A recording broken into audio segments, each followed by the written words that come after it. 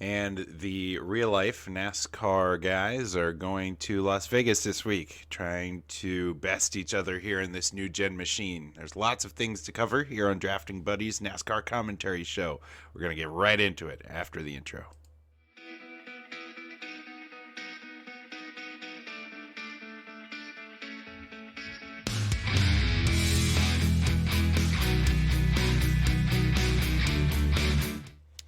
And welcome back to Drafting Buddies, NASCAR commentary show here on the Spin Move iRacing Network.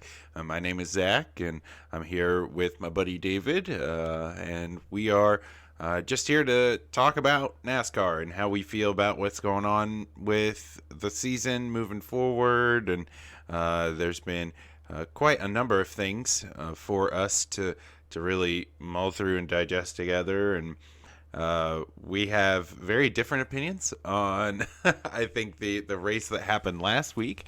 And I'm excited to see where this new gen car takes us here at Las Vegas. How are you doing today? Not doing too bad, Zach. As you mentioned, some varying opinions on the week or last week's race, and uh, I was a little disappointed with how these cars performed. I found it a little boring overall, kind of seeing the same problems and things coming up over and over again. So looking forward this week to Las Vegas, I'm hoping that NASCAR and teams were able to make some improvements and really get this car to put on a great show for the fans that I think we've really been lacking so far this season. Yeah, I think that with the new car, there's a whole bunch of problems that come with it that are unforeseen. Unfortunately, we've kind of beat this horse to death, but NASCAR had a whole extra year to make sure this wasn't an issue, and here we are. I'm going to talk about issues, and I think you and I had very different opinions on the race last week. Before we get into the Pennzoil 400 at Las Vegas, it was um, I loved the racing last week. I thought it was really entertaining, and um, to see guys like Eric Jones up front, that was exciting. To watch the end of that race, like the last four laps of that race was nuts because you had different guys battling for position up front. For a moment, Daniel Suarez looked like he was going to get the win. It just it shifted back and forth so much, and I was on the edge of my seat at the end of the thing because just guys that you don't normally see up there are up there, and we talked about that reflecting on qualifying. We talked about that going into the season, and I think it's all coming together here. You're seeing some guys up front that you don't normally see. The quality of racing, as you mentioned, was pretty good, especially towards the end of the race. I just found it hard to kind of sit down and watch this race, especially in the middle section there where there wasn't a lot going on.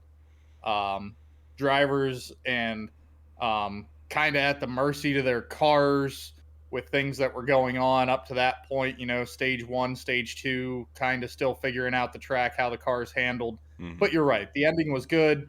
Seeing some of those drivers up front that we don't get to see too often, especially somebody like Daniel Suarez potentially taking home the win there at Fontana. It was great to see. I won't argue that point. I just found a majority of the race to be very lackluster in the way that it was presented last week. Yeah, well, we'll agree to disagree and take a look moving forward here as NASCAR looks towards Las Vegas, a very interesting track for these guys. And I'm getting some feedback on your end. I don't know why, but I'm going to turn you down so maybe we avoid that issue. But regardless, here we go to Las Vegas and another D-shaped oval, huh?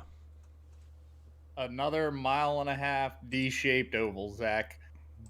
Haven't looked up the exact specs on the banking, but I do remember from our experiences here, and we just raced it last night in one of our series, that these banks are pretty steep, Mm. and it's a very fast track if you can find the right line to guide this car through the track, but the car and its new layout does tend to be a little more slick than the previous gen vehicle, and drivers are really going to have to be on top of their game controlling this car in order to secure a good position and stay out of trouble this week.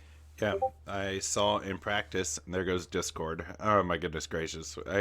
Drafting buddies is just going to be filled with gaffes this week, but doesn't matter. Drafting buddies is real chill anyway. So um, I saw in practice, Kyle Busch had a big wreck. Although if Discord keeps popping off like this, we might have issues. But uh, Kyle Busch had a big wreck in practice. He's going to a backup car. There's plenty of guys that are going through the gamut in terms of inspection issues. I saw a report today. Lots of guys are losing crew members, and that's just a theme that's really moving forward here with the new cars. So like left rear problems, right front problems, and inspection issues. That seems to be the going theme with this car. Absolutely. And, it was a big problem last week. I don't quite remember back to Daytona if there was a ton of issues with the Mm. car, but NASCAR was still in the middle of some rule changes, so perhaps that's why there wasn't as many that I'm remembering right offhand. But with all these cars not meeting those inspection requirements, you really have to think if NASCAR is going to take a look at maybe taking a little bit of a step back, giving these guys more practice time, more time to work on the cars so they can make inspection. If you consistently have issues with multiple teams failing inspection, how does NASCAR really go about fixing that? I'm not sure what they're going to do moving forward, but I think it's a problem that is slowly kind of coming to the front that they might start looking at. Yeah, I hope they get more practice because that would fix a ton of issues. I mean, these guys would figure out their cars, they'd figure out how to drive the racetrack. People wouldn't be wrecking and qualifying, and um, it's just, I really wish they would just rip the band aid off and make the change. And of course, NASCAR's slow to make this change, as they often are. So um, we see here on our rundown that we talked about car performance. We're going to beat that horse to death, but Christopher Bell on the pole with a surprising lap time. I was able to watch that, and he really went all for it. And I really like the new qualifying format where they're consistently letting drivers out. There's no downtime. Uh, the second to last, they call it like the stages of qualifying. They split the field up into Group A and Group B, and Group A goes out, and then B cools down because they just qualified, and to get into that next bracket. And Christopher Bell laid down a really nice lap, and the freeing thing about that format is there's only 10 drivers in the last stage of qualifying. So if you wreck and if you spin out, the worst you do is start 10th. And I found that really interesting. And so Bell just he went for it in 3 and 4, really sent it in there and managed to get a pole position. So one of your Toyota guys getting the pole. Absolutely. Young Toyota driver. Lots of potential out of Christopher Bell. Great young driver, getting some experience now in the league. New car. So, as a younger driver, I feel like that's something that maybe he's a little bit more in tune with adapting to Mm-hmm. as he's somewhat newer to the league. But as you mentioned, with the new qualifying format, hey, I have a big chance here. I made it into that group of 10.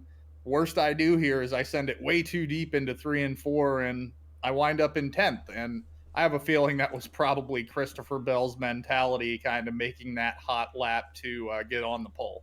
Yeah, and uh, really the I'm looking at qualifying results right now. Uh, Gibbs looked pretty good. I mean, Hamlin starts 8th, Truex starts 12th. Of course, Kyle Busch wrecked. Um, Bubba Wallace made it into that second group. He starts 17th. He's kind of like you know, a, a fake Gibbs car with 2311. And then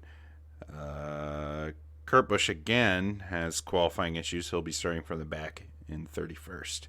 So ultimately, Toyotas look a lot better this week than what they have been. But my concern still is uh, like a parts issue with them, because that was a big conversation last week, and Kyle Busch having transmission issues, and Gibbs trying to sort through different parts problems. So congrats on Christopher Bell. I hope his car sticks together through the race. Um, ultimately, oh, go ahead. The Toyotas in general, the broadcast on Fox last week brought up a really good point. You don't typically see a lot of these guys during practice or during qualifying making noise, but all of a sudden, come race day, at least with the last gen car, you have these group of Toyotas that just seem to find their way to the front. So I really expect that to be an ongoing thing, even with the next gen car. I think it's kind of a mentality of the Joe Gibbs team to not play their entire hand until race day, and I think that's just going to continue. Um, even though we have changed cars, it's just a good practice that they have done previously, and it seems to have worked out for them. Hmm. Well, if Christopher Bell hasn't showed his whole hand, then I'm afraid of what's in that deck, because that kid is really quick here, and he needs to be quick. It's out of those Gibbs cars. He's sort of the weak link, the odd guy out. I know he's young. It's just he's been in that 20 ride for a little while, and uh, he needs to perform. And there's an expectation of when you race for Joe Gibbs, you're going to win and you're going to challenge for championships. And Christopher Bell has not been that guy in the Cup Series, but it looks like maybe now he's going to start contending here in the new gen. Of course, there's a lot of drivers that we didn't expect to be contending in the new gen that are now contending in the new gen. So, pretty excited here for Pennzoil 400 Las Vegas. So, yeah, we've talked about the car setups and how this track is going to be treacherous at points, and that's indicative on qualifying and wrecks during practice. And we've addressed how car performance is going to be again an issue as teams are trying to figure out this new car, and talked about Christopher Bell on the pole. So anything you want to address here at Las Vegas before we move to our picks here on our pre-race coverage? I think I've said my piece. As Vegas always tends to lend itself to do, you're going to have some drivers going out there this week and just rolling the dice and making that gamble. So as we move forward into our picks, I think that our primary picks and dark horses are just guesses as to who we may see out there, because this track just absolutely lends itself to somebody coming out of nowhere and using up everything they've got to make their way to the front. All right. Well, we'll flip flop this week, so I'll start with my mainstay pick, and then so far neither of us have picked anybody, so we are goose egging this here on Drafting Buddies with our picks, but it's a little harder to predict here with the new gen car. So looking here through qualifying and really looking at like overall practice times, and just studying the field, knowing tendencies of drivers here at this racetrack, I think my mainstay, my real pick, I guess I should say, is going to be Denny Hamlin. He starts 8th, and he showed some improvement throughout the race last week, and I think that he gets it done here today, only simply because Gibbs looks really good, and I think Bell has not enough experience to have a race where he's fast in practice, he qualifies first, he dominates the race, and then he wins. So I'm going to go with the other Gibbs machine, Denny Hamlin. Interesting choice. I am looking at the front row, but it is not Christopher Bell. Mm. I'm going to take the defending series champion, Kyle Larson.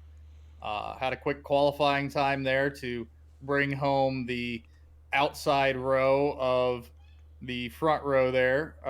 So definitely looking forward to see what he can do. I think that he has that experience to run quick practice, qualify a race, and I think he gets it done this week. Maybe doesn't stay up there the whole race, but he'll definitely find himself in a good position come the end of it. Mm. Yeah, I, I I love that limb that you're going out there, because Kyle Larson just seems to win in everything. So, what about your dark horse pick? Not a traditional dark horse. We know he's a guy that has the experience and can win, but simply because of where he is starting, I am going with the other Bush brother, Kurt Busch, in the 45 machine. Hmm. Coming from the back to the front, he is a really great driver. He has the experience. These Toyotas have shown that they do have some speed. Wouldn't it just be an underdog story to see Kurt Busch starting near the rear of the field, making his way up front? Yeah, home track for him too. They're both from Las Vegas, so um, good stuff. I'm going to go with a driver who is going to roll off the grid here 18th, and that would be Ross Chastain. Um, Trackhouse looked really strong last week, and Ross had a few issues where he just kept getting setbacks, but he kept fighting his way through the field. And towards the end of the race, uh, he was looking really good, and misfortune hit him late. But ultimately, he looked really strong in this car, and I really want Trackhouse to do really, really well. And ultimately, that's a spot in my heart picking Ross Chastain. But yeah, Trackhouse looks really strong early on, so I think Ross it would be a solid dark horse pick this week. Absolutely interesting choices, and looking forward to watching this race with you, Zach. Any other final thoughts for you? No, I think we've covered a lot of what we need to cover here at this track, and really excited to continue to cover NASCAR in depth with you guys. Hopefully, how our schedule is now going to work out moving forward. This show will launch on Sunday morning, and then hopefully we can get a show out to you by Sunday night or Monday night where things are still really fresh, and we'll be able to take advantage of that YouTube algorithm and get clicks for the topics that we're covering. So ultimately, we're really excited for this, and I don't know about you, but I'm ready to watch some new gen action here at Las Vegas. So until we meet again, my name is Zach, and for my partner David, we encourage you to go find a buddy and go watch some NASCAR.